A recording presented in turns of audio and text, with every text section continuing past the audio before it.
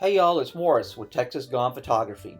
It was a hot summer afternoon when I arrived in Stewards Mill, Texas to shoot what was left of the little town in deep East Texas piney woods that was dying off.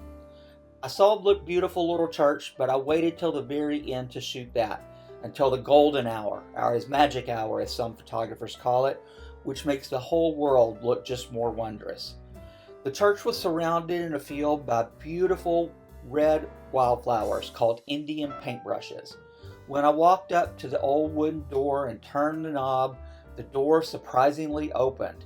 I was shocked even then because most churches back in those days even were locked up. As I walked in, I swear it was like walking back into the 1930s or 40s. It was beautiful to me. It looked like a movie set, but it was so real.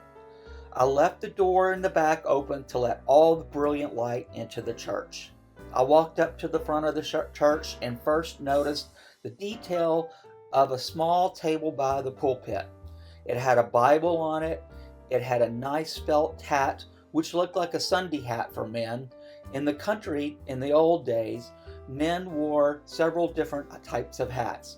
They had their felt hat for dress, their Sunday hat. They had the felt hat for work, and that was for winter. For the summer, they also had a dress straw hat, and they had a work straw hat. Also on the little table was a little wicker plate. It contained several coins in it. I did not disturb them, but looking back, I wish that I would have looked at the dates, then carefully put the coins back in place. But as a trained photojournalist, it's a cardinal rule never to change any of the elements in a photo you are about to take.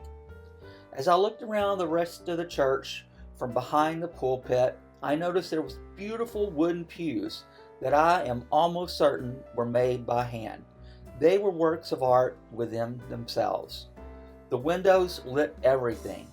Old churches and houses usually have many windows, not only for lighting, but more importantly to open on hot summer Texas days. The churches were built way before electricity, way before indoor plumbing, and anywhere way before concrete foundations. So as you notice, the rocks serve as the foundation that the little church is setting on. They also did not have any indoor heating. The only indoor heating this old church had were two old cast iron heaters that were fueled by wood. You can notice on the floor cut wood sitting there like it would be ready for use for the next service. Also, there was a little white bucket closest to the heaters. I'm sure that when the heaters were burning, water was in that little bucket just in case of fire. I then noticed a little board that posted attendance and collections. The numbers were all over the place, so it was most likely someone at some point had moved all the numbers around. Of course, I left them just like they were. I also noticed a piano with a hymn book open, looking like it was ready to be played for the next Sunday service.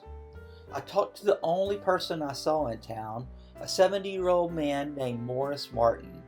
He told me as we sat on the wooden planks of the then closed down grocery store, there was no regular service there, but sometimes it was used during Christmas and Easter.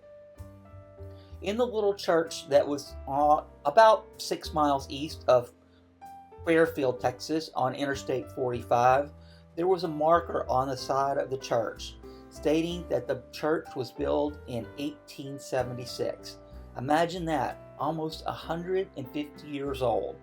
Just amazing to me. I would have loved to seen that church in its prime, full of folks as I walked around the church on the outside just to make sure I hadn't missed anything.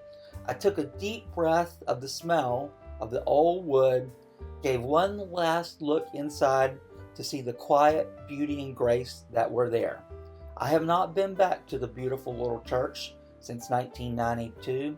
One day I hope to go back, and I hope that little church is still there.